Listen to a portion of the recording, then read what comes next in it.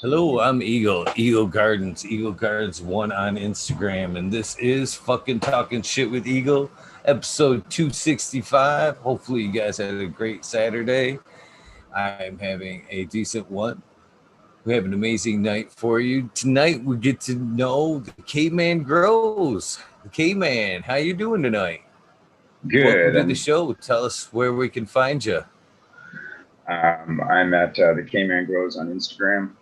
I used to have a little YouTube channel, but I don't really post too many videos just for work and stuff like that. So I've been keeping things a little bit on the down low for the last year and a half or so. But you can find my quiet Instagram account if you feel like following.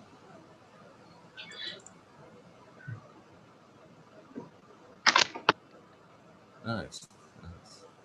So how you doing today? Did you bring something to smoke on with us tonight? I did actually. It's sitting right over here on my bookshelf. Just one second.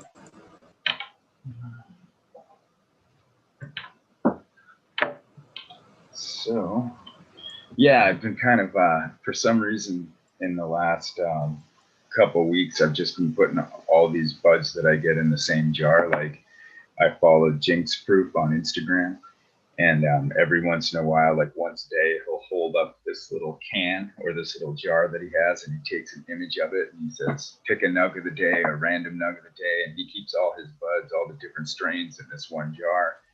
And I usually would like keep everything separated so you could smell the terpenes and smell the profile of each different flower. But for some reason, lately I've just been enjoying taking all the different buds and throwing them in one jar, letting all the smells and everything mix up a little bit, and just kind of reaching my hand in there and grabbing whatever flower I grab and pulling it out. But today I got some grill glue, just an old staple. I was smoking some different varieties before that, but this grower from Maine that I really like, or this collective from Maine that I really like, does grow some really quality flower. Whenever they grow, Real Blue is always like real dank and stanky. So I picked up some of that. I got a little bit of Sunday Driver in here and a different strain called Headbanger. Yeah, so I picked those up from, I use like a local vendor who does delivery here in Massachusetts and is able to get their products from Maine and stuff like that. So I still have to buy flour now and again because I'm in a situation where I don't have like a perpetual grow setup. So, and the last grow I had was the first grow I'd done in a couple years. So my yield was like terrible. I kind of really didn't know what I was doing. I had 4 plants in my tent and didn't harvest a ton. So I've been getting my cannabis and my concentrate products off these guys. They're awesome to deal with, and they get the best stuff. They're called Third Eye MA. Third Eye MA. If anyone out here in Massachusetts is interested, they're always taking on new patients, and I think they even deliver to Connecticut and New York. So good people. If anyone out there is looking. Nothing that will make you want to get on your game quicker than a trip to the provisioning center. That's for sure. Man, Yeah, yeah, you can find some quality product there if you have to, but man, sticker shock always gets me. Sticker shock always gets me. yeah, and here in Massachusetts, if you're actually going to a dispensary, this is kind of a mom and pop sort of operation, and I guess you could say. But if you're going to a brick and mortar dispensary, I forget what you're paying on taxes. I can't remember what the percent is, maybe 30%. I guess I should do the math. But if you pick up an eighth and it's $50 on the menu, then you're walking out of there with it for like 65 or 68 or something ridiculous like that, and that you just cannot fucking stomach. So yeah, trying to get right now, the last grow I did, I just picked up 4 clones from a buddy of mine out in Western Mass. So I live on the eastern part of Massachusetts on Cape Cod. I went to University of Massachusetts, which is out in Western Mass, and a sort of renowned area for strains like Chem Dog, if you've ever heard of that. But it's that I-95 area there in Western Mass. But I got a friend who's grown out some ethos genetics, so I picked up 4 clones off of him. But yeah, I just kind of didn't do the best job managing the canopy, and just got caught up in like scrogging and not scrogging, topping too many times and little things like that, and kind of slowed down vegetative growth, and my yield wasn't all that great. So now I've got 12 plants in my 4x4 tent, and they're all seeds that were given to me by Melty Heads. So I've been posting it on my Instagram as the Melty Heads run, and they're all looking pretty good. The canopy's looking pretty full. So hopefully this run I'll have a little bit more of a yield. So might last me to my next run, but I doubt it. With one tent going, it's kind of hard to sort of build things up.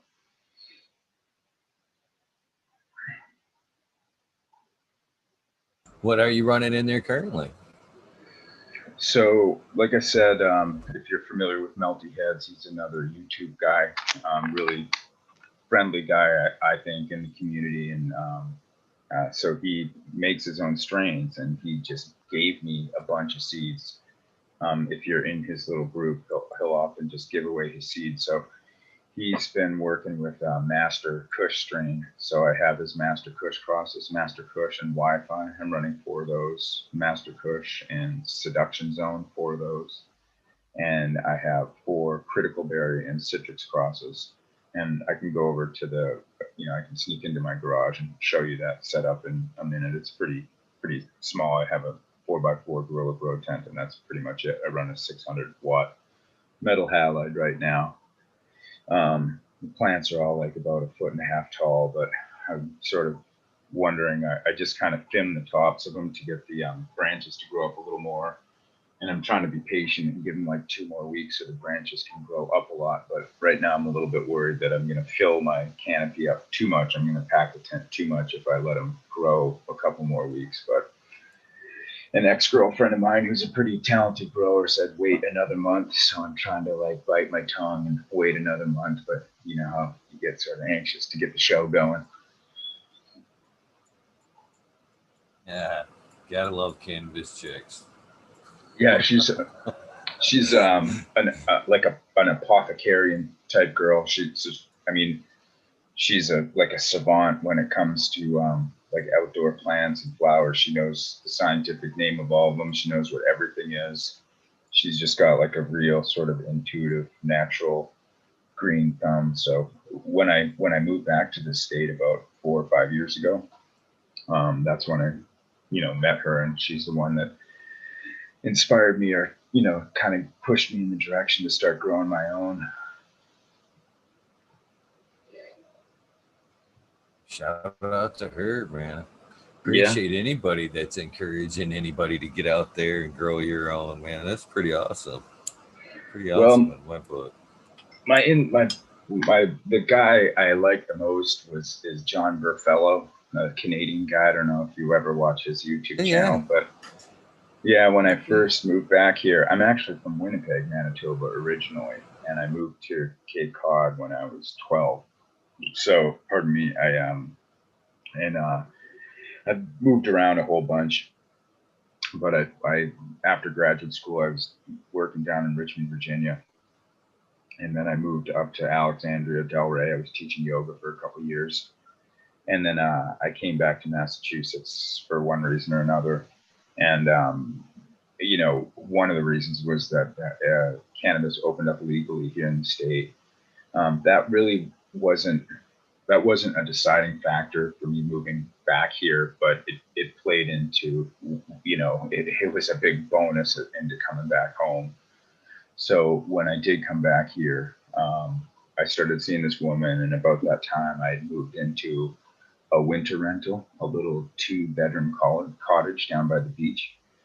And I basically took the beds and all the furniture in one of the spare rooms, and I stacked them all up, and I stuffed a 4x4 tent and a 3x3 tent in there. And I started a little perpetual grow for the time I was in there.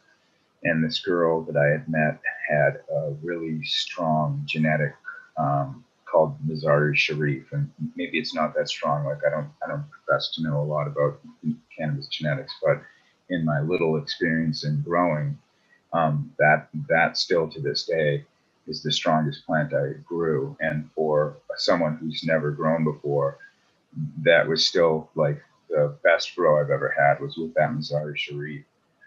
And it smelled so much in that little cottage that my neighbors would come up to me and ask me, and they would say, I think there's like a family of skunks or something living around here, because literally the cottage like glowed with that smell. I got some friggin' funny stories about that, man, because at the time I just got back to Massachusetts, and my background academically is a microbiologist, actually a soil microbiologist, and we can get into a little bit of that stuff too, because I think it's funny that people, the big rage right now is all these microbial amendments that people add to their soil, biofertilizers, as they're known in big ag, but we call them like microbial amendments, whatever they are. But anyway, my background is as a scientist, and when I came back up to Cape Cod, there's really no work for scientists on this little sandbar. So I just started substitute teaching, and when I was growing this Mazari Sharif out, I was subbing, and at the time I had to take the plants down and trim them. Like I really wasn't even thinking about shit, but I was sort of having some sleeping trouble. Just, at the time I was struggling along, working as a sub, scrapping by. So I'm up half the night. I would get up a lot of times, like 2:33 in the morning, and trim these plants up, and then I just kind of throw on some clothes and scurry off to school.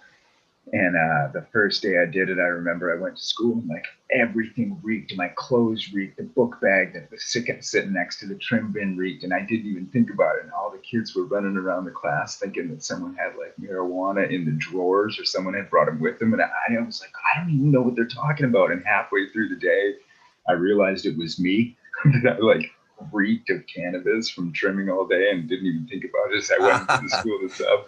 The dean wound up coming down to the room and like looking through the drawers. He's like, I can smell it. I don't know where it is. And I was just like freaking out. But yeah, it's pretty funny.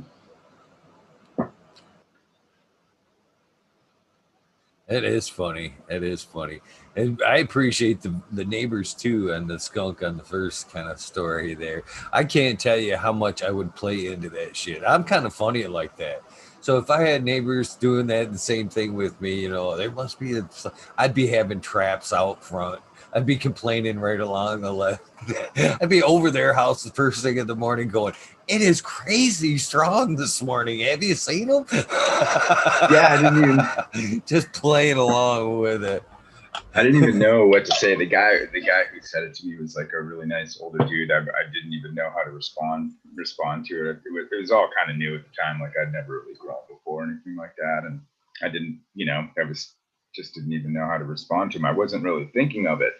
I was like, I don't even know what you're talking about, because I was living in the cottage. So to me, the only time I really got a big smell for it was when I came home at the end of the day, and I had been out in fresh air and smelling nothing. And then I would come back to the cottage. I would get out of my car and just be like, holy shit, this whole neighborhood just reeks like this plant.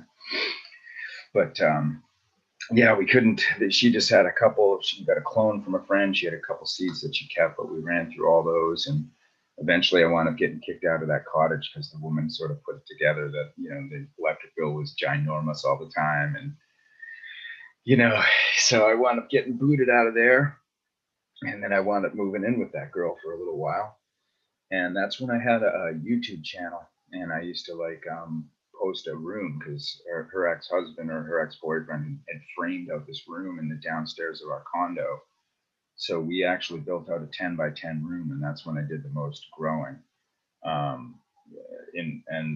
So after that, we sort of split up, and I moved out. And it wasn't until about a year ago that I was able to just put a tent up in my folks' garage and kind of get things rolling a little bit.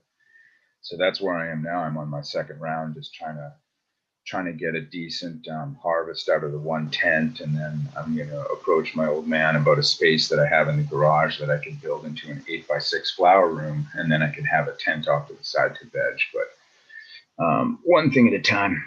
My folks are retired. My dad's health is a little waning. He works like a madman. So I'm here just to kind of help them, and they're letting me live here to help me because rent around this area is astronomical. So sort of mutually beneficial. But I have to play by their rules when it comes to growing and all that stuff, and sort of respect where I am at. That's pretty honorable of you, you know. It seems like right now would be a good time to be a soil biologist, man. It seems like with the cannabis industry as hungry as you say, and you're very right. It seems like somebody like yourself would be quick to be high in the demand, if not now, in the near future. Well, ironically, my academic background is in soil bioremediation. Really, the lab that I worked in did a lot of research on no-till and agriculture in Brazil and stuff. So the larger group looked at agriculture, farmlands, microbes, anaerobic microbes, in different with different crops and different soils. My job was bioremediating like munitions, leachate out of soil, or specifically uh, um, additives to like jet fuel. So I studied a compound called 1,2-dibromoethane, that is an anti-knock additive that they used to put in jet fuel. And when they banned those anti-knock additives, all that jet fuel just got buried in underground storage tanks, and it would leach out into the ground and affect drinking water supplies. So in graduate school, I enriched bacteria that would co-metabolize or metabolize this one compound, 1,2-dibromoethane, as a sole carbon source, or as we would feed them something like methane that has a similar geometric shape to 1,2-dibromoethane, and as a bacteria uses its enzymes like methane monoxygenase to break down methane. That enzyme becomes overactive and starts bonding or binding to anything that has a similar geometric shape. So it's called co-metabolism. You feed one substrate in order to get the bacteria to eat that and another substrate that's in the area. So that was my specific work. And then when I got out of graduate school, I actually went and started developing vaccines for Pfizer. So you would think that would be the job demand right now, which it actually is. But um, I've changed, and sort of the nature of that business has changed and stuff like that. So it wasn't something that I really enjoyed.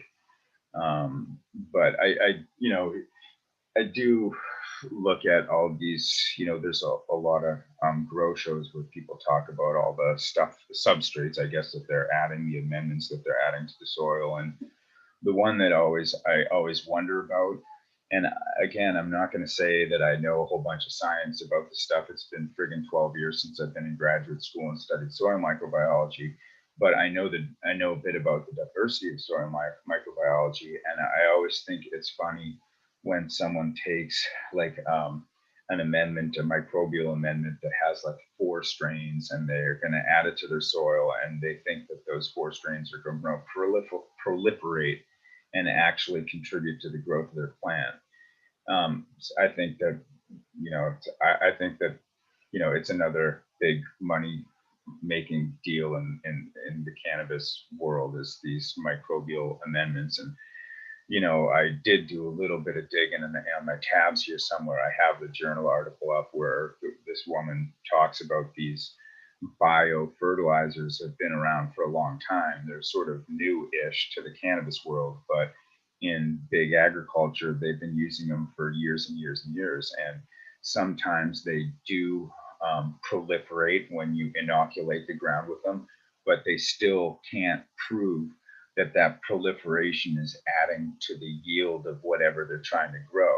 And a lot of times the inoculation doesn't even take in the soil because the soil isn't the right environment. Um, the other thing that the paper said that was kind of interesting is most, if not all, soils are going to have a pretty large consortium of bacteria that can live in that specific soil environment. So even if you take an amendment and add it to your soil, those bacteria in your amendment might not grow because your soil might not be an environment conducive for those bacteria to grow. So I just think that they're sort of a waste of money, and I've stopped looking into them. And I don't even know how people can test if those bacteria are growing, or microbes are growing in their soil. How do they do that? Are they taking a streak plate? Are they doing qPCR and looking at fragments of DNA? I mean, people say that it's working, but I don't know if they can really prove that it is working. And from everything that these papers say, the soil environment has to be specific to the bacteria that you're adding. And in any little teaspoon of soil that you pick up, there's going to be hundreds of thousands of strains and serotypes of bacteria that are working together and against each other to balance that environment out. So if you're just adding 4 in, I don't know an environment where just like 4 bacteria are living together cohesively, if there's that, I feel like if there's that small number of bacteria living, it's because they're killing all the other bacteria around them to dominate that environment. But that's just sort of my 2 cents on that. And like I said, I'm not looking at YouTube chat. I'm sure people are like, "Oh, that's crazy. These things help," but just sort of taken away from what I learned in big agriculture, what some of the papers are saying, and just sort of my gut feeling on adding microbial additives to soil.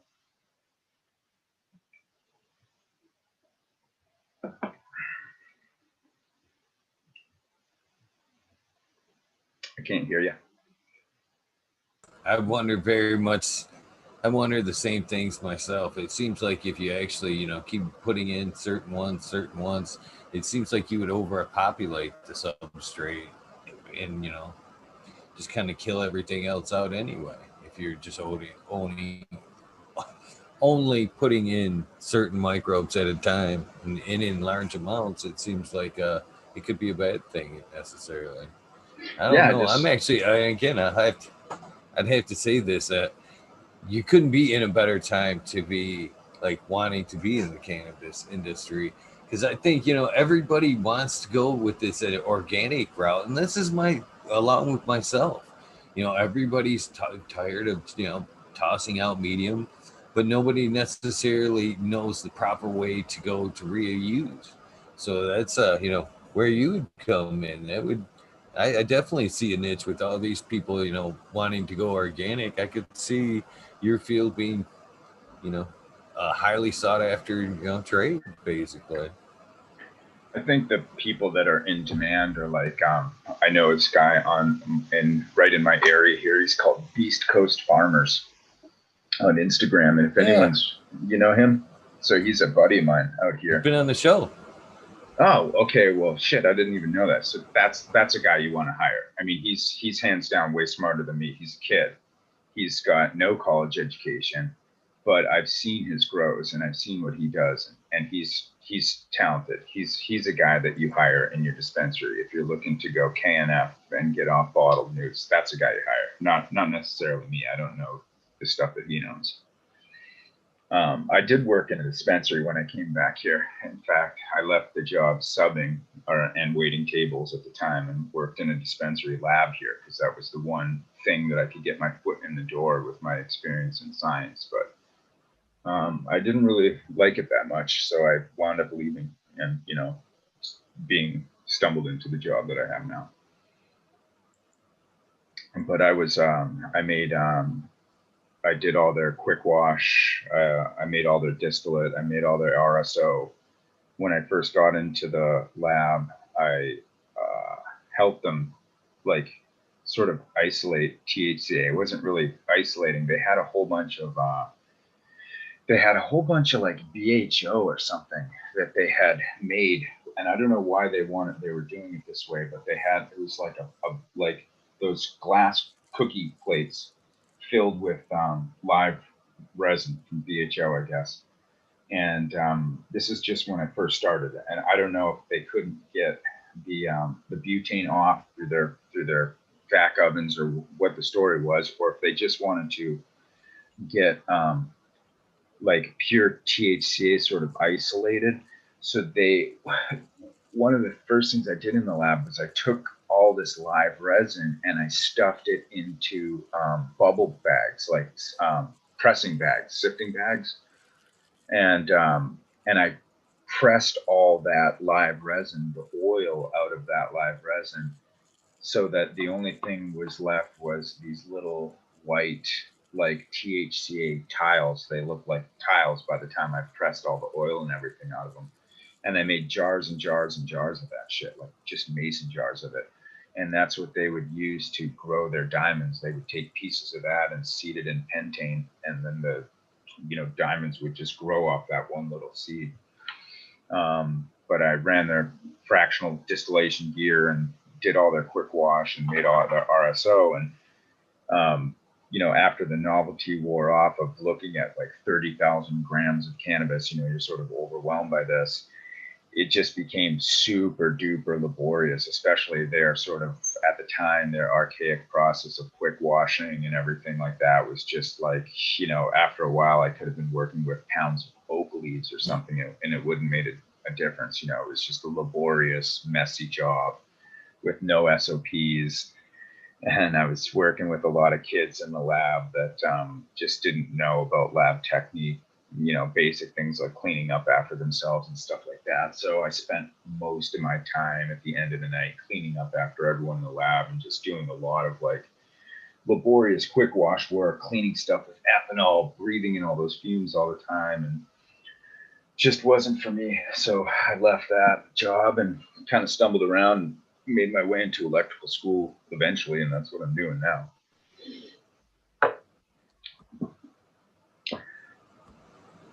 But one of the things I thought. Go ahead. I was just going to ask, what kind of electrical are you training for? Well, when I was younger, I did underground utilities, lots of residential roads, pulling in the power, for residential communities. But this is mostly industrial and commercial stuff. I work for a big excavation company, so electrical isn't even their forte. They're big dirt mover guys. It's a big, huge company, 300 people or something. And we've got a small electrical division because a lot of the bigger jobs that they get for excavation always have an electrical component tied into it. And rather than sub all the work out, they hired a master electrician so that they could do a lot of it themselves. So it's basically just me and this one guy bopping around doing all these industrial jobs. I actually really like it. It's the best job I've had.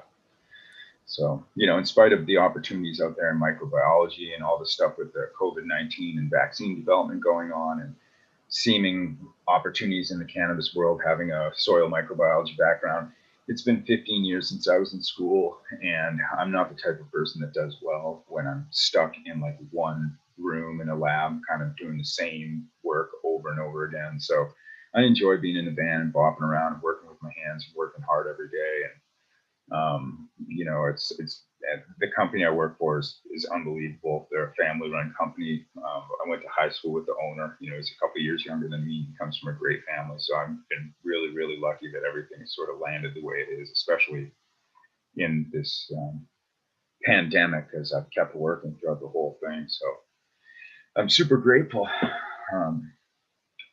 But one of the things I also sort of spurred me to chat with you about is a lot of these shows always talk about, we talk about medicating, and we talk about, our different grow techniques and additives to the soil. But there's a couple of reasons I wanted to chat with you. Is for a while before I found out about this show, I thought, it would be really cool to have a podcast show where you just talk to all these little growers like me that aren't big pollen chuckers, that are just sort of average people that are growing cannabis, and what their experience is in terms of using it as a functional sort of part, a healthy part of their life, if that makes sense to you. And one of the things that sort of spurred me to want to have a conversation or open up a conversation was the term medicating, and I was watching a show the other day where someone was struggling with their financial situation, and someone suggested maybe not dabbing so much. but the response was, well, that's my medicine. And, it kind of made me stop and think about my own experience with cannabis and my own experiences of when I use it and when I don't use it, and when it is actually beneficial and treating me sort of medicinally in my life, when I use it recreationally, and when I misuse and overuse it. Because I think that that's a big thing that we don't talk about in this community. We all love the plant. We all love to smoke. We all love to get high recreationally. We like to be baked, just to say that, right? But there's also a large contingent that say, I need to medicate. It's my medicine.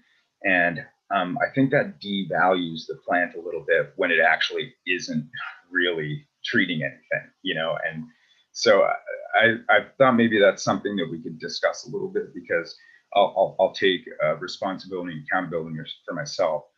Since I've moved back to the state and everything has been legal, I definitely fell into that sort of K-hole of using way too much and saying, this is my medicine. I need it for anxiety. I need it for my depression. I need it for A, B, C, and D. When I've stopped in the last couple months and kind of reflected on these last 4 years of living in this legal state and been like, you know what, man, you're really smoking way more than you need to. And you're really not treating any of the things that you think you're treating. You're actually going in the other direction. And so I've cut down quite a bit. And one of the things that has come up is like dabbing too, and sort of cutting that out, or taking a look at everything from how concentrates are made and the sort of separation from the plant, and even the process of consuming them. How I just sort of thought about, how that has sort of changed. It's sort of a quick way of getting this stuff, THC, into your system, and sort of takes away from the ritual of sitting down and breaking up cannabis and smelling the smells and slowing things down, and that part of the ritual that's so important to actually medicating and like getting your nervous system to calm and slow. So I don't know if you have a thought about that, but that was something I thought might be an interesting just topic of conversation, because I feel like that word medicated is really overused, and for in some cases, for people that really are using it as real medicine, if you're a cancer patient or something, it can take away from that. The naysayers can say, look at all these people saying they're medicating, and all they're really doing is getting high, and it can make the fight for actually getting it to open up legally, federally as medicine even harder. Oh man, that's a mouthful. It's a great subject, man. We could spring on this one for a while, but I'm I don't know where to jump in here. Uh, I could be guilty of you using the word to medicate greedily, at times when like you said, I don't really need it as medicine, but I want to smoke it. So I have selfishly used the medical term selfishly just to be able to use, for sure. But I'm honestly a little bit worried about the other. To be honest with you, I'm worried about the medical studies falling aside, because there is a truly a medical aspect to the plant in how we use it. There is a lot to that. So what I'm actually worried about is recreation. I'm worried that states like here in Michigan, as medical, recreation came off the backs of medical. We helped sneak it in for the medicine, and it was hard work, and it is a medicine. But I think a lot of rec growers are trying to spring off of that and get rec going. And I'm afraid as rec goes here in Michigan, the people that were on the line that did realize that it had medical benefits, but were resistant to get a card before. I didn't want to be on the list. I'm afraid that those people won't get a card next time, even though that there is a medical benefit for it. I'm afraid that they won't get a card next round. And as the cards dwindle, support and funding for the fucking true medical research of cannabis is going to go right out the window. They're going to go, yeah, we told you all these medical people wanted to just get high. That's why they had, it's why they drew the cards. And now that it's wrecked, look at the, and it's quite it's quite wrong. I'm really afraid that the research, needed research, will fall to the wayside with rec. And to be honest with you, I think, I've said this too. I think big pharma is one of the big pushers behind rec. A lot of people said, no, no, no, you're crazy. Yeah, I don't think I'm crazy. They would much rather see it rec or before they see us realize the true value of it as a medicine. That way they can get their fingers in on selling us recreational cannabis and then keep pushing the big pharma medicine down our throat. Yeah. It's a win-win for them. Yeah. Do we actually think that they're so dumb that they don't see an opportunity in recreational cannabis in some angle? In the same way, the pharmaceutical companies are so happy about COVID-19. And you might not think so, but this pandemic is going to last for 75 to 100 more years, just like the current other pandemic, flu pandemic, that we are still actually in. The COVID-19 pandemic is going to last for 100 years. There's probably 100 serotypes and going to be more serotypes as genetic as genes transfer. Um, they're just going to keep being able to make vaccines for the next 30 years. They're going to make this first round is going to address a certain number, maybe one serotype of COVID-19, but then there'll be genetic transfer and they'll have to come up with a bunch of other vaccines that address other serotypes, and they'll have to keep doing that every 10 years, and they're going to make tons and tons of money off it. And as someone that developed or helped the last clinical phase testing of Prevnar, I can tell you that there is so much money wrapped up in vaccine development. So yeah, they definitely see this opportunity, like push the rec, because we want to get access for everyone, so there's no need for a medical card, so that they can keep pushing the medicine that they sell. But yeah, that's interesting. That's definitely true too. Yeah, so I just it's just started to think about my own personal use of it, and just over the course of my life, when I use it, when it actually is doing that thing in my contributing to my life in like a balanced sort of healthy way. And um, for a while here, I started to dab more, and I sort of put flower down. I've always smoked flower, but somewhere along the line of moving back to Massachusetts, I'd never seen concentrates before up until about 3 years ago. And then I was introduced to them. And then I slowly noticed that I kind of went away from the flower and started to dab more. And I kind of looked at the reasons behind that. And number one, I was living at home here with my folks. And so I can't really smoke openly, like in the house or anything like that. They're pretty liberal. I can go into the yard and do my thing. But I didn't want to keep coming back into the house and smelling like flower, because burning flower stinks, as you know, and growing it's just smelly. And really makes my eyes red and puts big circles under my eyes and stuff. And so I didn't want to be dragging it in the house, in and out of the house like that. So I started to dab a little more. Dabbing was easier. I could just go out and take a drive, and in 5 minutes I could do one dab, get super high, like as if I'd done like 4 or 5 bong hits. And I didn't have that huge smell, wasn't associated to it. It didn't affect my facial expression, I guess, quite as much. It didn't make me look so tired. I think burning flower has different side effects than dabbing. So I kind of put the flower away for a while, and I started to dab. And,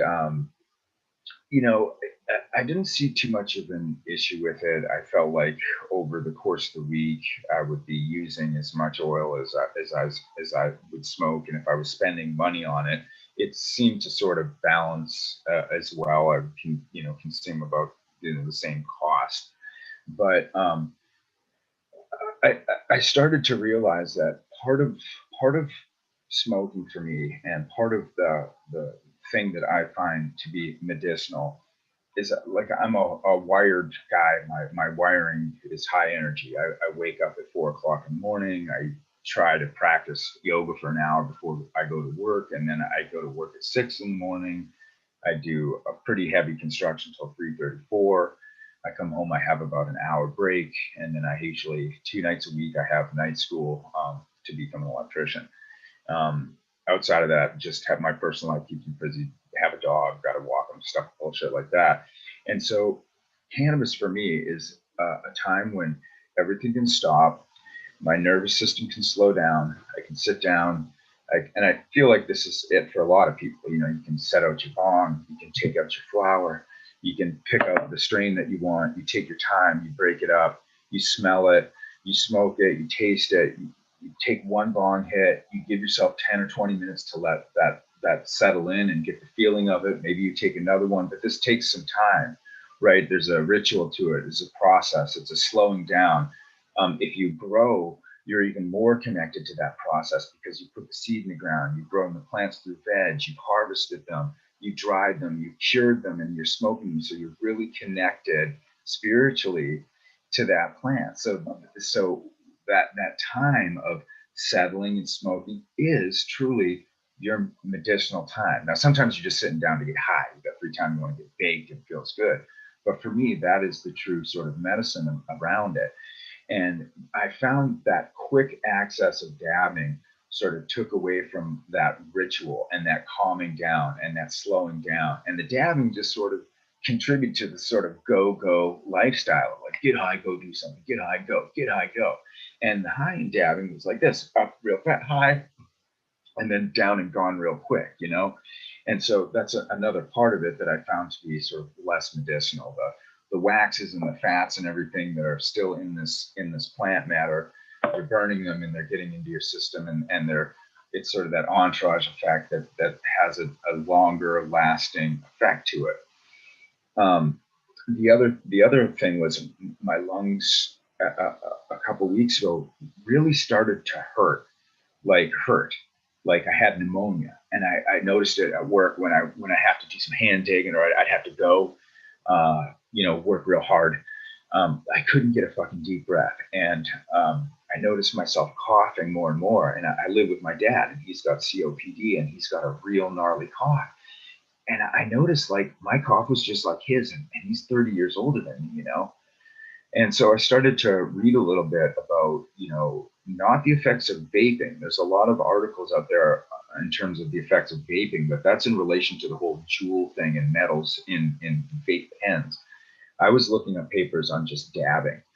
And so if you are a habitual dabber, like I started to become 2 or 3 times a day, which is just way too fucking much, you're heating up oil to 700 to 900 degrees. You're releasing those terpenes that turn into toxins that get into your system.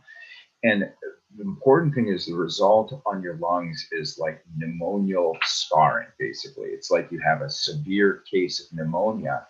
And when you scar your lungs like that, you can't actually clear that shit out, right? It's like a scar on your skin, but much more sensitive in the interior of your lungs. And when you have scar tissue like that, it doesn't exfoliate. You can't cough it out. But when you burn a flower, you're burning carbon. It's like literally a soot that's going in and covering the layer of your lungs. And if you stop smoking for a week, your lungs are going to regenerate and they're going to cough that shit out. Even if you don't stop smoking, every once in a while you cough up some black shit and spit it out. That's your lungs clearing that shit out of your system. You can't clear vapor damage out. It's just damage that's done, and your lungs don't recover from it. So I started to kind of look at, just look at my use of how much I've been using over the last 4 years, how much I had started to tell myself, oh, I'm medicating, when I realized, dude, it's really not helping your anxiety. It's really not helping your depression. There are some times when it helped with like social anxiety, like, I hate to say it, but if I first start a job and I'm super fucking nervous and scared about the job, I'll have a little toke before I go in. I don't do that anymore. And that would help sort of the social anxiety of getting out the door. But if you continue to do that, it's going to take away from your performance at work, and it's no longer going to treat that anxiety that you think it treats. And the other thing about anxiety is, in my humble little spiritual world, is sort of looking at things down the road, things you want to accomplish, things you're afraid of, things that need to get done, and not doing anything to get them done, just thinking about them. That's anxiety. And so I feel like if you use cannabis because you're trying to cure your anxiety, no matter what anyone says, cannabis basically slows you down a little. People will say, no, I puff and I get motivated and then I go to work and I can think and do things. I truly believe if you need your brain functioning like at top 100%, you don't smoke cannabis before you need to use it. And so I think that treating anxiety with cannabis can be a tricky situation, because if you continue to keep trying to treat your anxiety with cannabis rather than just addressing the anxiety, you're always going to have anxiety, because the cannabis is going to hold you back from actually getting out and doing the things that are going to put your mind at ease at some point, to some degree. And I kind of felt the same way with depression too. If you're depressed a lot, or if you have depression every once in a while, for example, then if cannabis might help you. If you're the type of person that like every once in a while you feel depressed, you smoke a little, it makes you happy, you laugh, you watch Family Guy and you blow it all off, and then it's treating you. But if you have chronic depression and you're smoking cannabis every day, it's going to add to your chronic depression. I don't care what anybody says. It's just going to make you more and more depressed. So so personally, I just kind of started to look at my use of all that and whether it was helping the things that I thought it was helping: depression, anxiety, and same thing with the dabbing. Like, is this really really the medium that I want to get THC into my system, or is it actually, to me, it just seemed to be more and more of an adulteration of the plant, more and more taking away from the spirituality, the connection to the plant, the blasting with BHO, with butane. I just feel like it sort of, it just sort of takes away with that connection for me. So I mean, I do have some. I brought some this week and I took a dab today, and it was the first time in 2 weeks. I thought I'd really enjoy it, and I really didn't. I felt the same thing. I took it and I thought about those papers I read, and I went, man, I don't like the way this feels on my lungs. And I felt a lot better just going back to puffing again, and even cutting way back on how much I puff and when I do it, and taking a look at that, and really trying to bring it into my life as a healthy, balanced aspect of my sort of spiritual living, in terms of my yoga practice, my diet, how much I sleep, how much water I drink, the sugar I consume, the caffeine I consume, also the cannabis I consume. I want to find balance in all that. So I don't know, just something I personally am going through, and I thought this might be a fun place to talk about it, or an interesting place to talk about it, to see how other people feel, because in this community we all use it quite a lot, and I haven't heard any show sit down and talk about, like, do you ever think about if you use it too much or using it at the wrong times and stuff? Because no one ever really talks about that. We just talk about how much we love and we like to smoke and blah blah blah. But it's like, you got to find a balance with everything in life.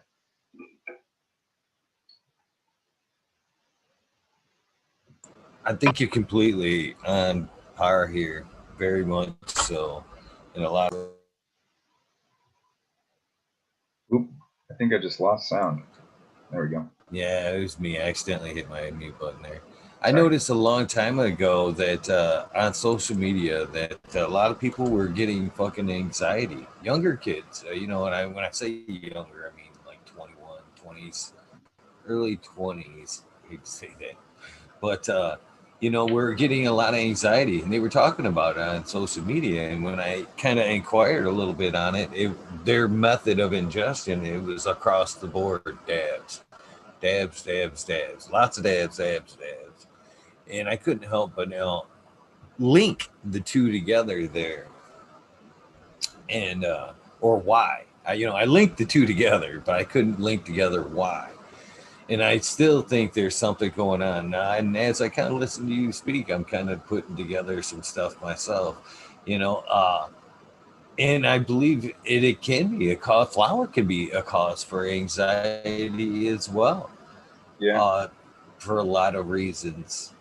you know, like you say, you know, you can over smoke with flower, and I think a lot of that is, you know, not leaving your environment. I've said this a lot of times too. You know, people over smoke because, you know, they sit down or they're in their environment, and they, you know, for one reason it could be depression, don't want to leave the house, so they smoke and, you know, get themselves into a tizzy and don't want to leave the house, so then they don't feel high.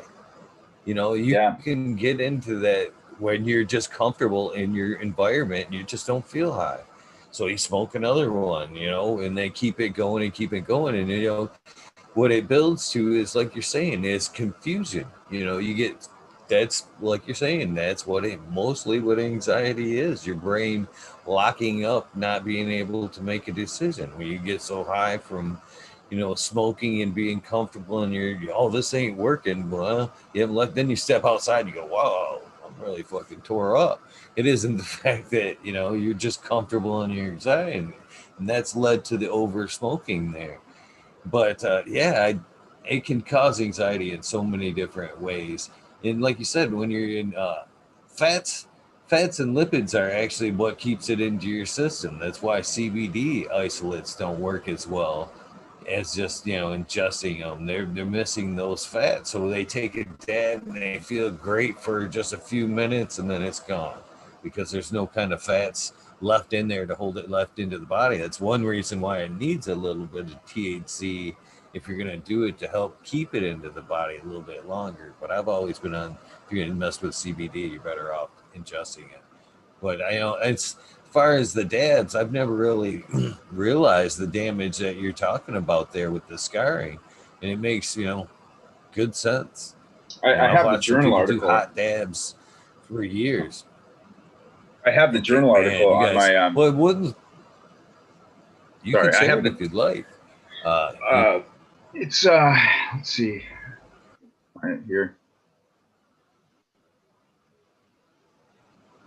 Yeah.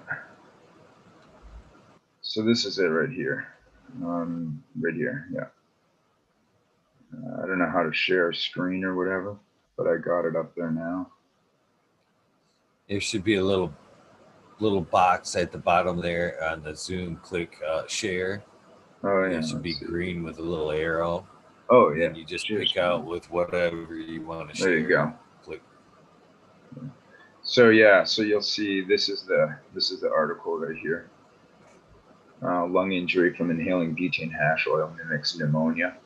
So I read through it, and basically all you got to do is look at these X-rays, and you can see all this white damage. That's pneumonial scarring, basically. You can see more of it here, all this damage, and then more of it here, all this damage. Um, yeah, so I just looked at that, and you know, the article talked about this 18-year-old girl who had been dabbing basically a gram a day. No, she's saying like, yeah, a gram a day, which is quite a bit. You know, I don't know how you afford that. And first of all, but a gram a day.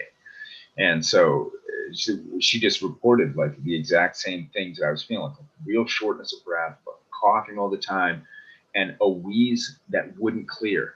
Like it's different than like a smoking wheeze where you go and you cough a big chunk of shit out. It was just like a wheeze that wouldn't clear. Um, and you know, one thing I want to spin off on this is you were talking about young people and how they address, you know, their anxiety, and so they're not smoking reefer, they're not sitting down in that ritualistic way. They're dabbing, and it's sort of it fits with that generation because everything is packaged to move quick for the younger generation. I'll give you the example of eating healthy. Um, the best way that you can eat healthy is to take a raw whatever head of lettuce, fucking apple, banana, and eat it raw, right? All the fibers there. You got to bite down on it. You got to chew it up. You got to swallow it. Your stomach's got to churn it. And so there's so much that goes into that we don't think about. Thermodynamics, for example, you're increasing the temperature of your body when you ingest food in that way because your stomach's churning, you're chewing food, so you're increasing temperature, which means you're burning more calories. There's a whole bunch of other things, cascades that are elicited just from the act of chewing, swallowing, and churning. All these other things go on in your body. But young people don't want to, I don't need to say young people, but I guess a younger generation that is so into moving forward and getting things done and having busy days. So in order to get their nutrition in, they're not eating the apple, they're not eating the banana, they're making a slurry. They're grinding up all that stuff into a what do they call it? Into like a juicer or a like a like a slurry. I can't think of the name, like a fruit, just blended fruit, and so that crushes up all the fiber, Smoothie. right? Smoothie, thank you. Dirt crushes up all the fiber, right? So the sugars that are in the fruit are no longer bound to the fiber. You no longer chew the food, you just put it right down into your belly. So you don't really even swallow it. You're not really even churning to digest it. And there's nothing slowing the process down from it going in your mouth to out your arse. And so mostly what people are getting out of that is sugar because they're just pooing out all the fiber. The rest of the plant matter is going with it. And what's left in your body is sugar that is no longer bound to fiber, that just gets right into your bloodstream and is like eating a piece of candy. But it's the same thing. We got to get this into our system quick. We got to do it now. We need a quick response, and then we go. And the dabbing to me is kind of the same thing. It's like it's quick, it takes 5 minutes, you get real high, and then you go. But it takes away from that whole ritual of just slowing down, stopping your day, taking a moment, gathering yourself. And I just feel like the blasting of butane in through the plant, all that stuff is kind of that. It's sort of that same way. It sort of takes away from the takes away from the spirituality of the plant. And I respect people that make hash and use water hash because I feel like that's like an art form. It's just an extension of the growth, an extension of the harvest, and pulling the trichomes off and working with the plant in another way. But again, still dabbing all the time, even if it's BHO or rosin, I still think the effects of taking that vapor into your lungs can be pretty damaging. So just a thought. But like I said, I still have the stuff right here. I might take a dab tonight. I'm not really sure. I might not do it anymore. I don't really know. Like I said, I kind of felt a little weird doing it today just because I'm more aware of what it's doing to my lungs now. But this is a cannabis show, so I should probably get stoned at some point.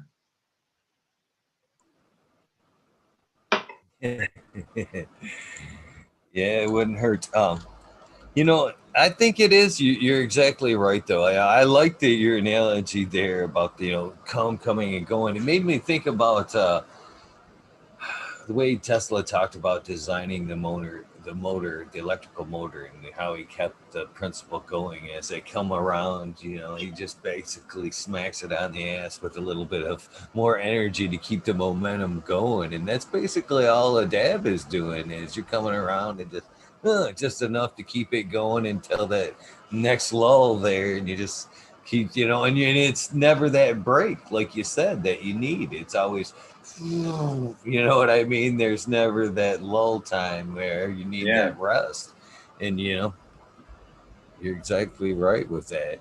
A good one of these shows that you should maybe go back and check out was one with Hota Herb.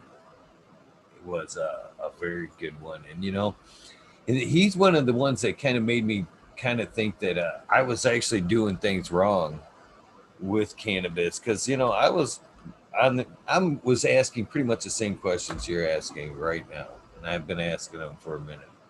But he seemed to be the type to meditate, so I asked him if he meditated, and this is his answer. Well, first, I guess this is what it led to was me realizing that it wasn't the cannabis that it was going wrong. It wasn't. It was me not leaving the environment to use the cannabis or stepping out. You know what I mean? Hey, Yeah, that's I'm glad you brought basically. that up. Just as a little aside, I remember my father, who I consider one of the smartest guys I've ever known. Um, he's brilliant, but he in his one of his master's degrees is in psychology, and his thesis was on how people actually become not immune to the drug, but they become immune to the environment to some degree that they're in when they're on the drug. And so his paper was about how people can function on a high level at work while they're on drugs.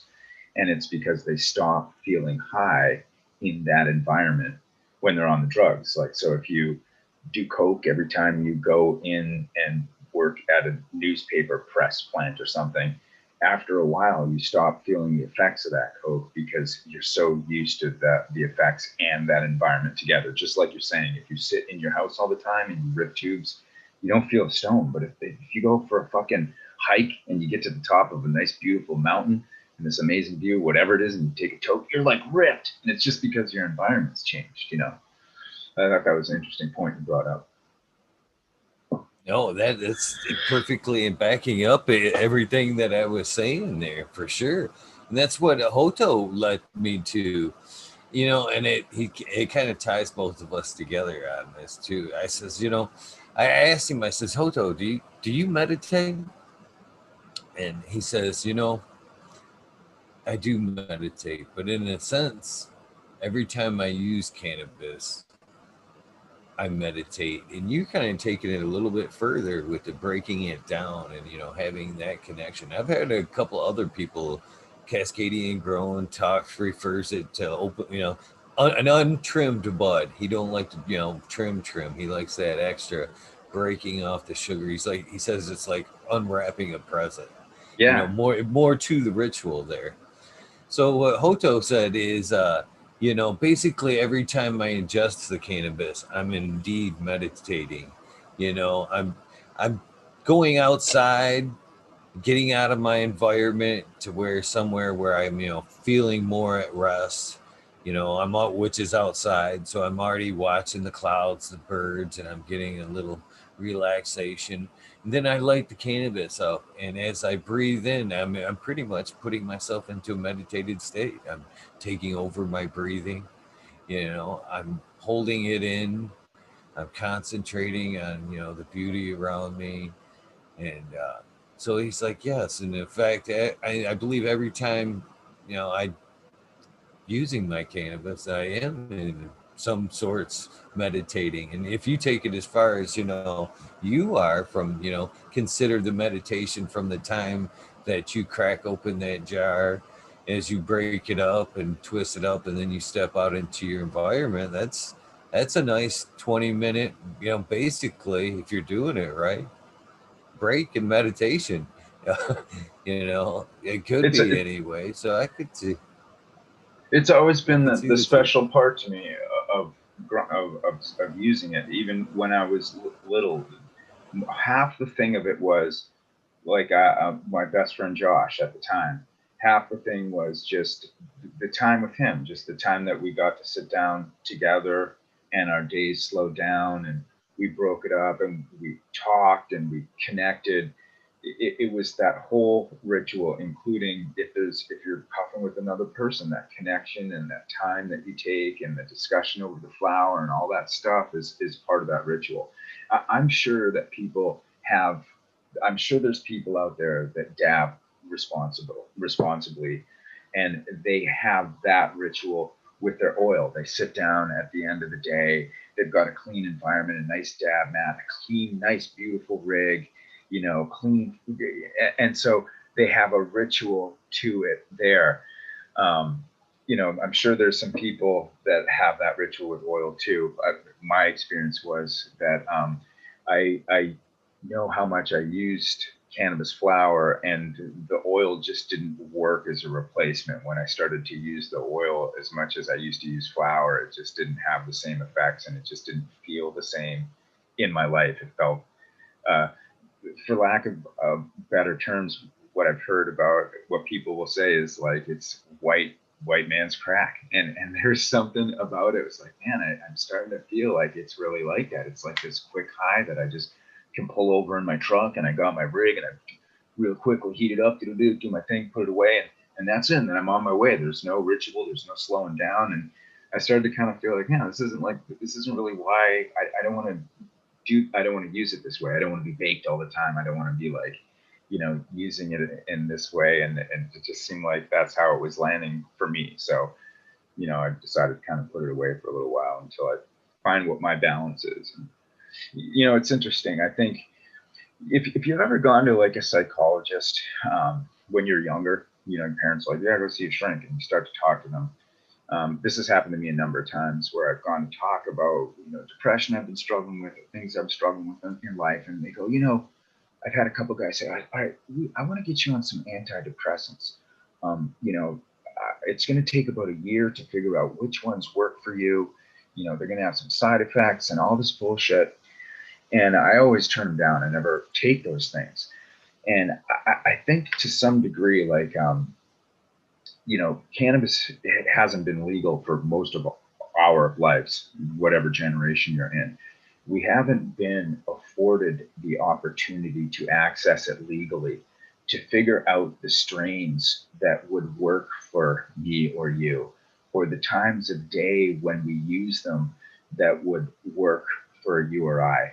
When it's illegal, you can only get the type of flower that you can get. You don't have like a choice. Your dealer gives you whatever strain he has, and you get it. And that might not land with you. That strain might not land with you because it's illegal. It's shunned to use in public, or if you live at home, sometimes it's shunned to live at home. So you're not actually able to use it in the times that would be most medicinal and serve your life.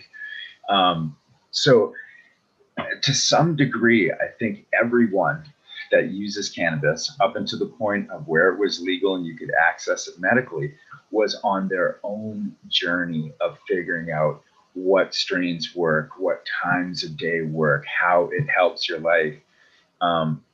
And so I always laugh when these guys are like, let me give you these pharmaceutical drugs and we're going to see how they work over the course of the next year. And we're going to have to try a bunch of different ones out on you. And they're going to have all these shitty side effects. But they're like, no, cannabis won't help you at all. It's, if you were given the freedom to access cannabis and figure out, when it works for you, I don't know why that isn't sort of acceptable. But I guess my point is that I feel like every one of us is sort of going through this personal experiment on their own.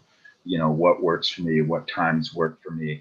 And at 47, after 30 years of using it, I feel like I'm finally starting to figure that out. I always used it too much in the day, or I would use it at work, or I would use it before classes, and now that I'm older, I'm sort of able to look back and reflect and realize that it didn't always serve my life positively. And I'm really trying to search for it and how it will now, because I believe that it truly does. And I would never want to live without it. But I also want to grow up and, access it and use it in a way that is actually beneficial to me.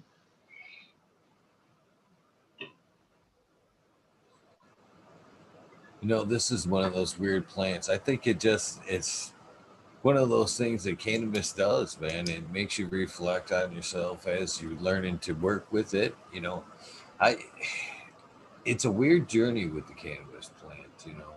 For me, it was definitely recreational for a period, and I want to say, realistically, I didn't start realizing and appreciating the medical benefits of it honestly until I became a caregiver and seeing, some of the stories firsthand. But for me, I started really realizing the medical benefits of it by just cultivating the plant, to be honest with you. That's honestly what for me, my biggest benefits from the plant is being here in the garden. Spending my time with watering, dealing with the plants. I can lose a lot of whatever, whatever. I could lose myself in the world in this garden. I could completely forget about the COVID. I could, any other problems. So it was that aspect of it. I, I was like, this is medical right here, and I'm not even using it yet. Dude. And and then go ahead. Yeah, no, I agree with you, and I feel like anyone that grows, like that's the thing that my ex-girlfriend sort of introduced me to, is just we would just go in that room and just stand there in all the plants, and there's just some feeling you're so connected to watching them grow, especially if you've done it from seed, and or even if you just grow from clone. But yeah, there is something about just sitting in a room with those plants that's like calming, and I find myself all the time, and my parents probably think I'm insane. I go into my garage, I undo the flaps on my tent, and I'll just sit there and stare at them. It's not like I can really notice the growth difference between yesterday and today. Sometimes I sort of can, but I'll just sit there and stare at them for 10 or 15 minutes because there's just something calming about it. And I feel like everyone that grows feels that same way. You just go into that room and you can just chill, and there's something medicinal about that alone. Oh, absolutely, absolutely. And I think anybody that is a person that cultivates a plant will agree 100% on that aspect of it too. And then, as I've said too, just talking about it like we are right now, even though we're not necessarily consuming, I have. I put one down since we've been talking. But, there's just the goodwill, the spirit, the good feelings of the conversation itself, is medicinable itself. I know I said that wrong, but, you know, it's lifts the spirit, makes us feel better. It's bringing out some good feelings, which is very beneficial all in itself.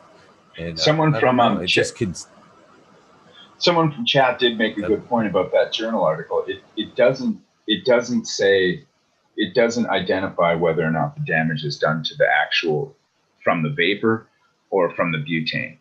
But you know, just my intuition would say you're looking at butane, whatever the state level is, whatever parts per billion that is compared to 900-degree vapor. So you can, the paper doesn't specifically say where the damage comes from, but you can sort of infer. Do you think it's really coming from parts per billion butane?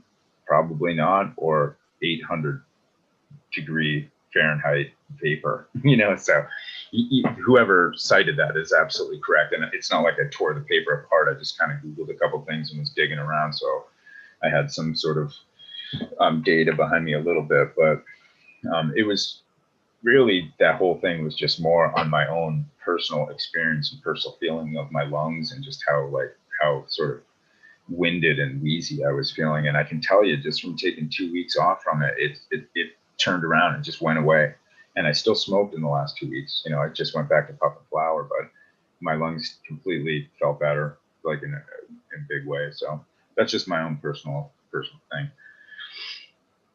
Everyone has a different experience with it, and some people might not feel that way in their lungs. I know there's like Pedro and Pedro's grow room and all those, they never smoke flower. Basically they're dabbing all the time, so they don't seem to be like having too much of that same experience. So maybe I was doing it too much, maybe I was doing dabs were too hot, or maybe it's the fact that I do dab butane extracts. I'm not sure, but it felt better putting it down for a little while. Well, I think the source, the way it was made, has a little bit to do with it. And the numbers of, how well they've actually got all the butane out of it.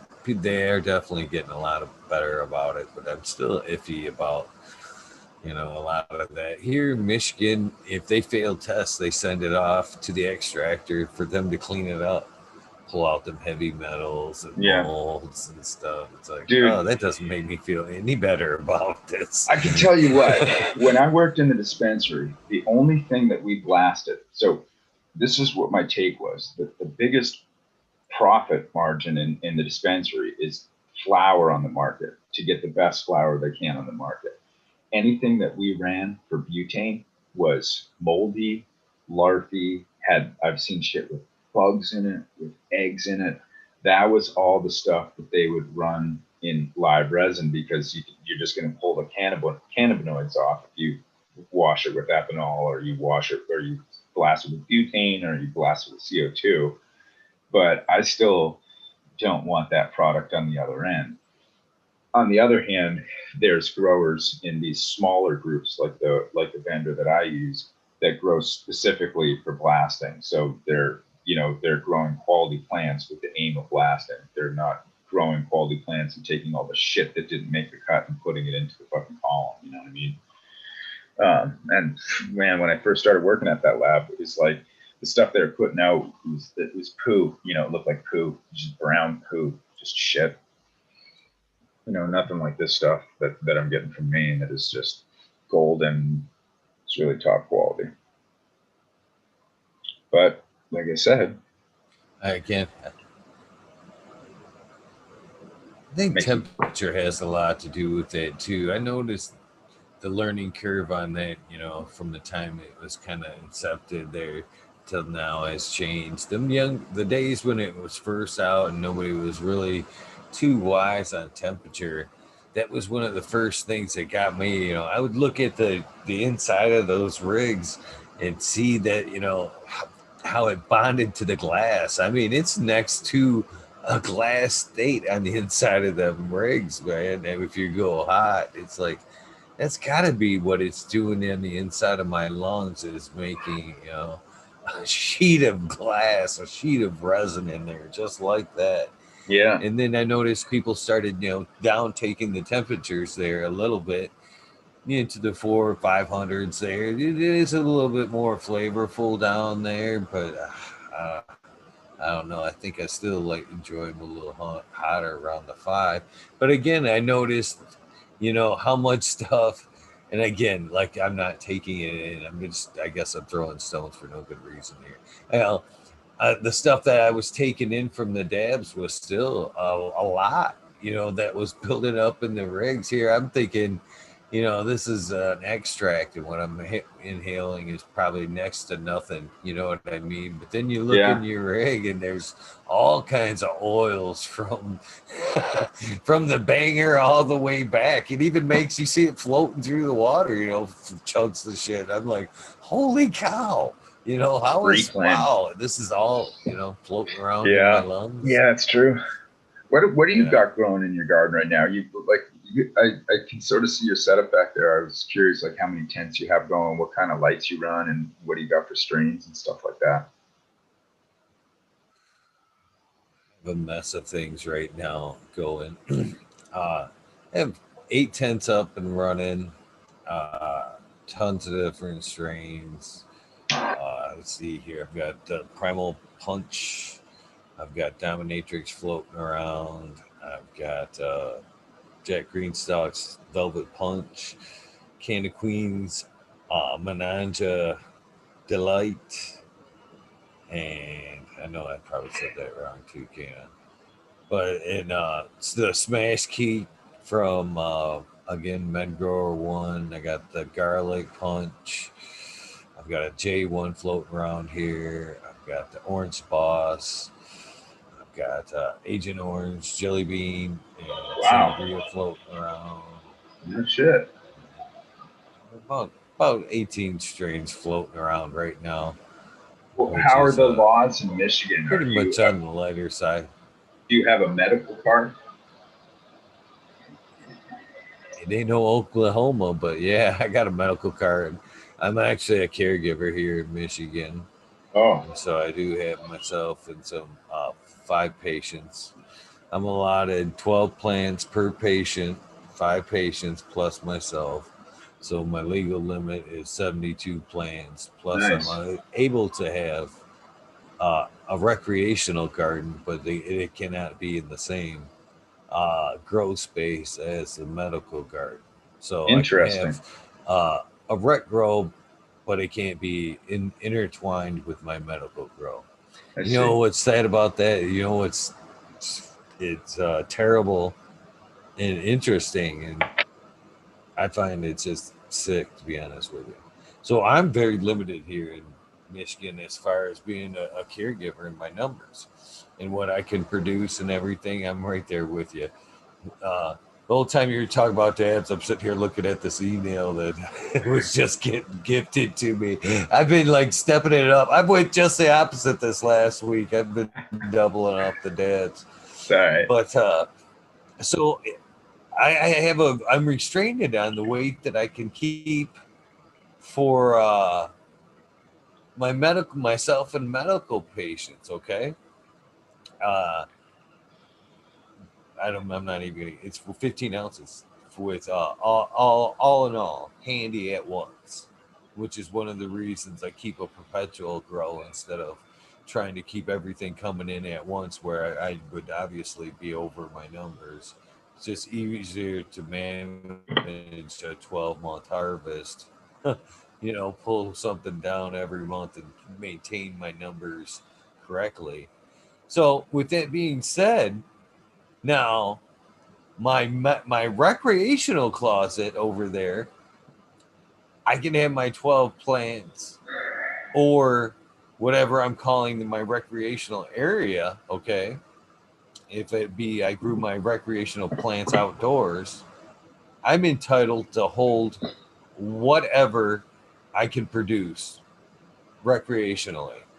So if I can pull down 10 pounds, I know these are just goofy numbers, 10 pounds in that closet for recreational, right? With them 12 plants, I could keep all 10 pounds in there and be in my legal right because that's from my recreational garden and what I produced. So I can have all 10 pounds and I'd be perfectly legal.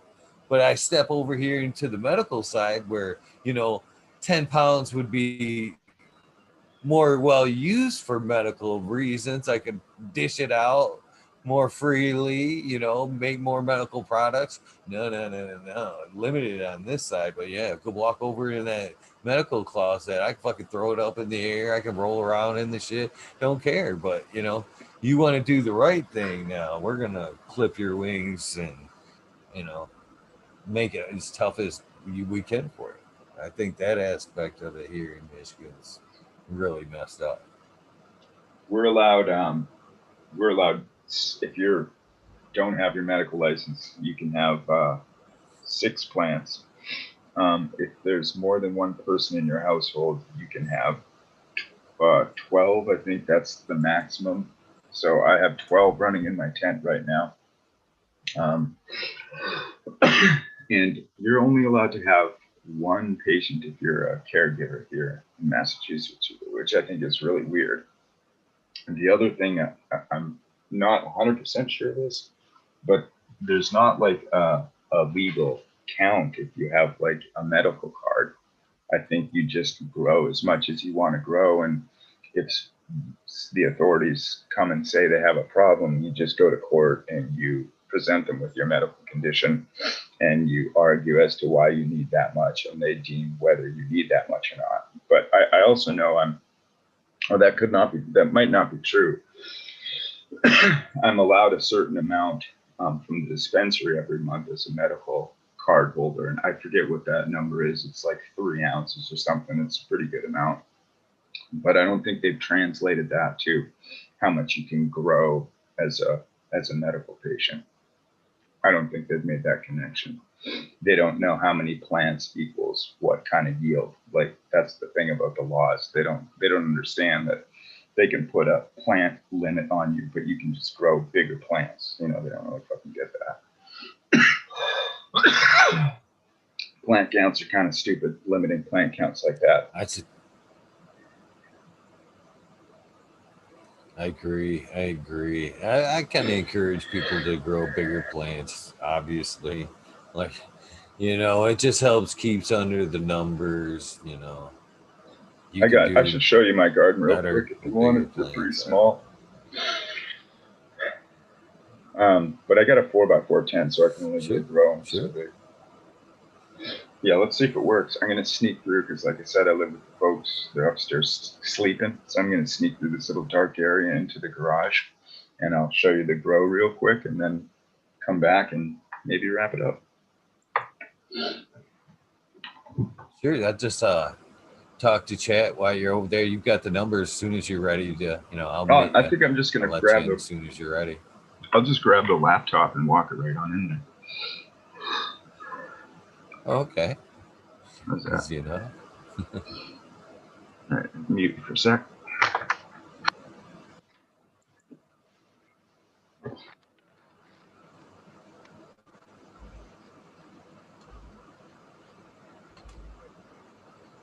$51.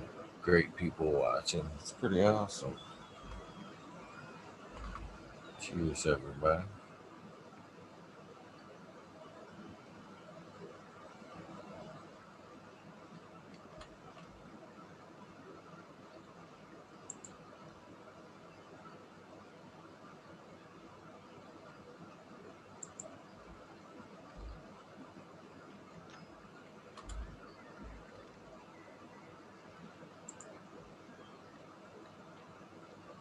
All right.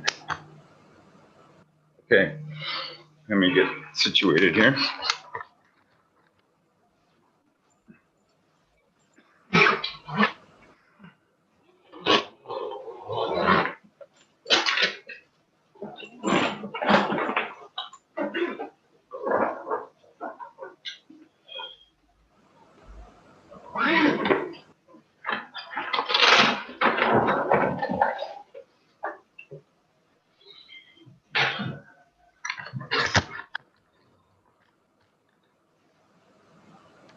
Looking good. So that is the 4x4 tent that I was talking about. I'm just sort of show you my little area here that I have to work with. Somewhat limited in the garage there. It's just a little place where I get things going. Although it's fucking freezing in the garage, so I can't get any seeds going right now. Otherwise, I'll just die. I'm in New England. And here's a 4x4 tent. Can you see all those plants? I can. They look good. So, this is the nicest little pheno right here. Kind of like topped itself. You just grew out all these little branches. This middle row here, this is the Seduction Zone Master Kush cross.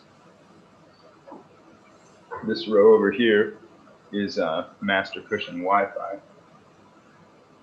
And this row here is Critical Berry and Citrus. There's gonna be some big girls there.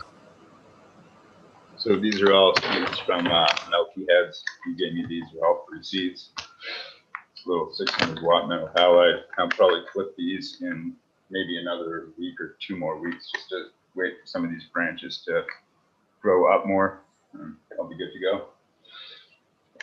While I'm in here, I'm going to get the exhaust running a little bit. You can see the moisture on the side of the tent. Get this thing breathing, so bear with me, and then I'm going to pop back inside. So do you flower under the metal halide as well? I'm going to this time. I've always used an HPS flower, generally speaking, but I just there's something I just don't like about it. It seems like the tent gets super hot, burns off a lot of terpenes on the plants.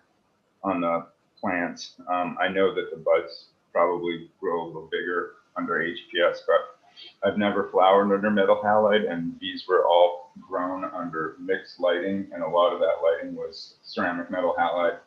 So I think I'm just going to flower them out under, I'm going to get a new halide lamp. The only thing I might consider is getting one of those dual lamps, HPS halide dual lamps. It's got an equal balance of reds and blues, or red and blue spectrum.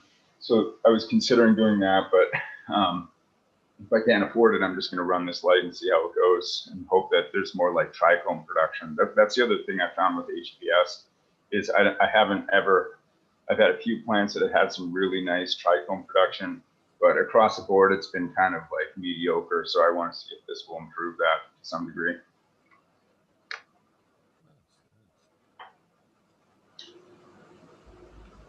Yeah, it looks like that's going to be some good stuff for you. For sure. I've heard good things about people that flower under metal halide as well. Yeah. See how it goes.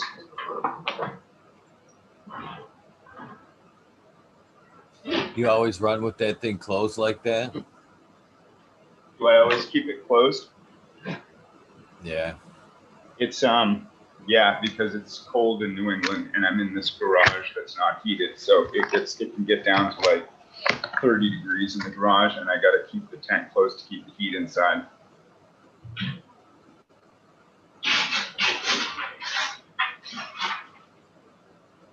The only thing I like to do is keep the air moving through there so the moisture doesn't build up, because the temperature difference will have a bunch of condensation on the tent. In the tent.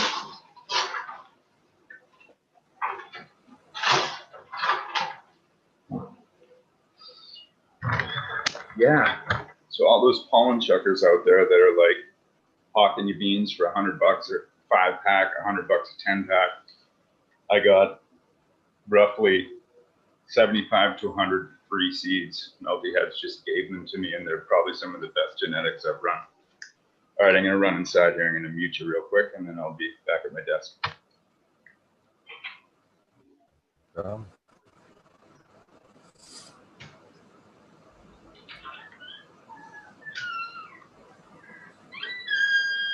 Definitely a nice little garden. And look, I would look like 3 gallons there, Spiky Pilots, if I had my guess, but I'll ask him when he gets back.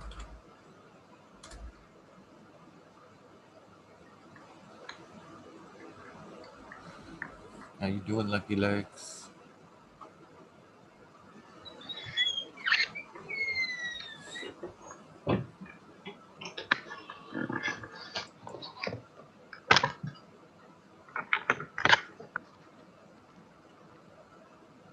All right. So Spiky Pilots was wanting to know what size pots those were. 3 gallon soft pots, cloth pots, you know. So I'm gonna put this in here. So,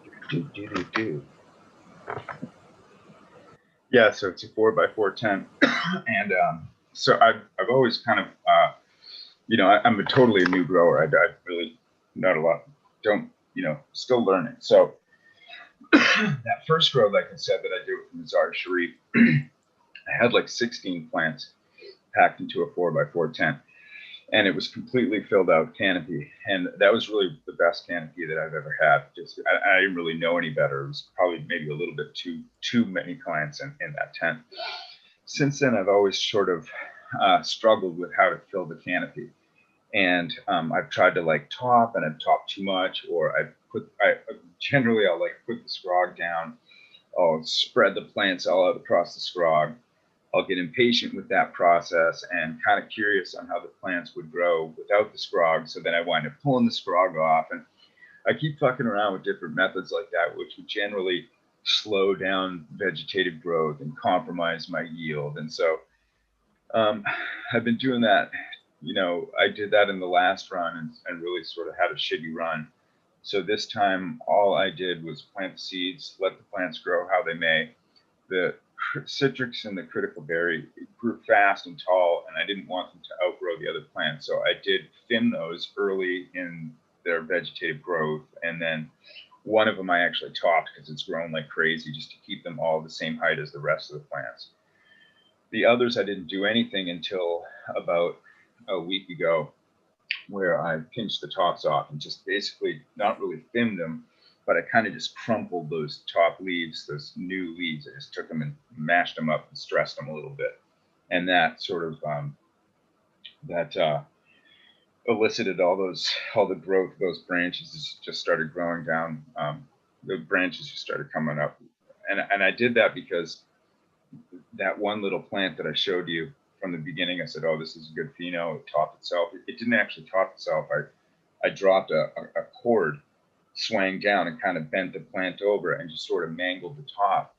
And after it did, I noticed all the branches really sprouted up. So I kind of just mimicked that with the rest of the plants, and I had the same response. So I kind of like that type of low stress training. And I think moving forward, I'll just keep things simple and let the plants grow. And about 4 weeks in, do that little technique, hope the branches grow up and leave it at that. And 12 plants seems to be a quick and easy way for me to fill my canopy. 4 takes a long time to veg, or a lot of work with a scrog to spread out in a 4x4 tent. But 12 seems to be a good number. And in my experience, I've never grown plants big enough that if the root ball has filled out a 5-gallon pot, and I just feel like I'm wasting soil and energy filling up 5-gallon pots. I don't grow my plants big enough, so I use 3-gallon pots this time. And that's basically, I was looking at how many plants and what size pots Green Jeans Gardens runs in his grow, because he has like a similar space. He uses like 4x4 spaces, so I just kind of mimic what he does.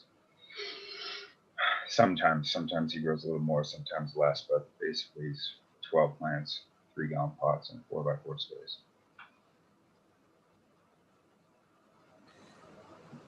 Sounds like a pretty decent system. Sounds like a decent system to me. Yeah, I mean, I learned like when I first started growing, I got that Grow Boss magazine just because I sort of didn't know any better. But that magazine does have some sort of relevant information that helps you out when you're looking at wattage and plant count and understanding, the important thing is filling out your canopy and understanding how big you're going to be able to get plants based on the wattage that you have. And so that did help me to sort of, get going at the beginning.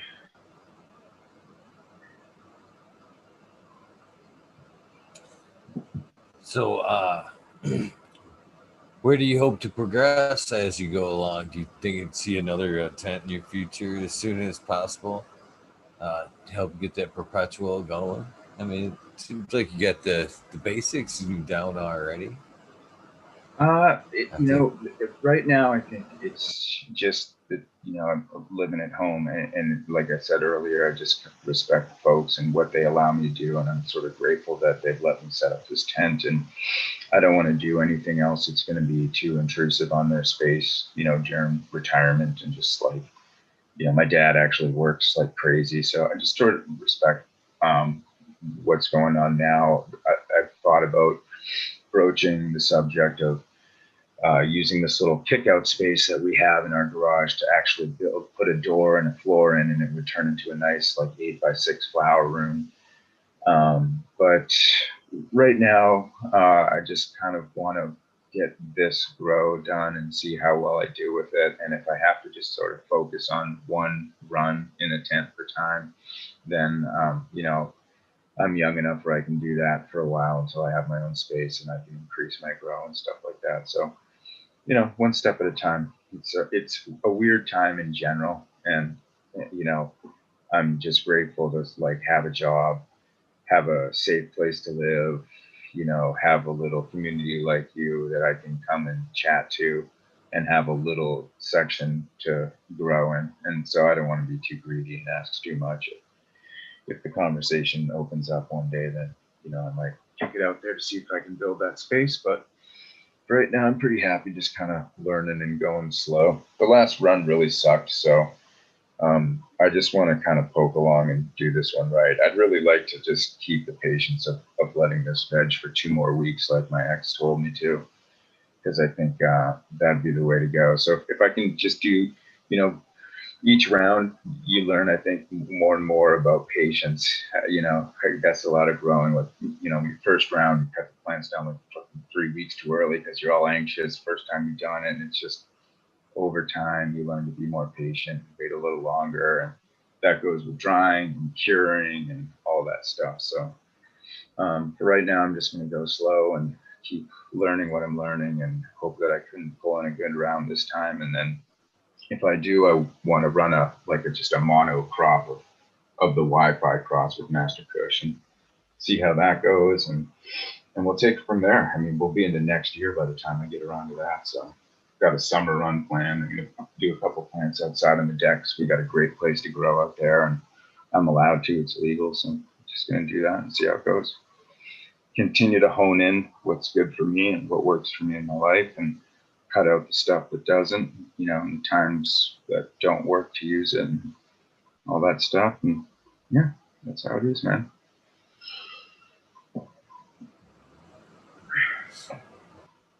So, have you ever grown up outdoors before? No, the girl does. My ex does. She's run some pretty good rounds outside, but I never have. It's good that you can call some advice from her, and Oh yeah, that you've got a friend yeah, in cannabis there. absolutely. Well, my friend, I think I'm going to sign off. It's late here on the East Coast, and I'm pooped from a long week. But I'm glad you let me come on and just rattle on for a while. Oh man, it's been a great conversation, man. I've loved hanging out with you tonight. There's a couple things I need to tell you before you go, and that's one, of course, keep the Zoom number. Uh, it's always the same with rabbit holes. Well, it's always the same, I guess. It's always the same. Obviously, I give it to everybody. So that if you're ever up and I'm hanging out and you want to see, or you see that it's a rabbit hole, they happen. Monday nights is an open rabbit hole. If you see that you're up late, getting ready to go to work, whatever you want to pop on, you've got the numbers. You don't need an invite. All you need is to want to.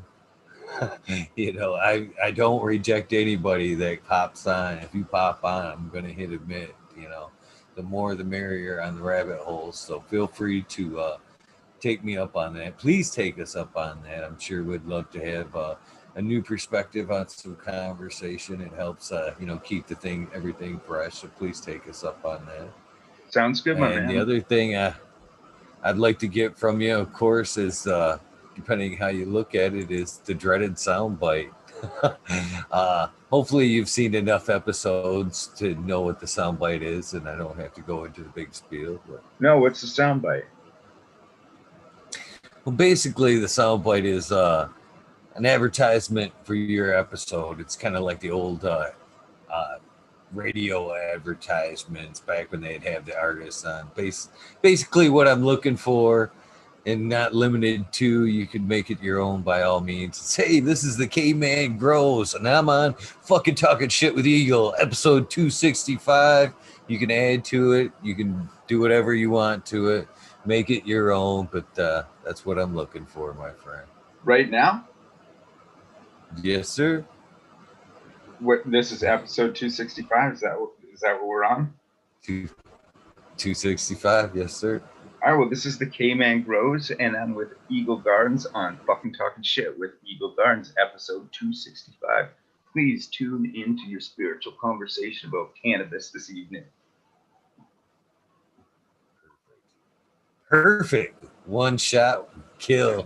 Thank you, my friend. I haven't enjoyed this conversation, and I do sincerely hope that you pop back in on a rabbit hole either tonight. I mean, where this usually does go till 4:20. You're up and find yourself up in a little bit and want to hang back out. Hang back with anybody that's in the chat there. Come on back, man. All If right, brother. not, then hopefully some night soon. All right, And man. thank you Thanks very a lot. much, man. Yeah, it was a good time. Take it easy. Yep, you too. Later on. Thank you very much. Welcome to Talking Shit Grows, with everybody. Eagle Gardens.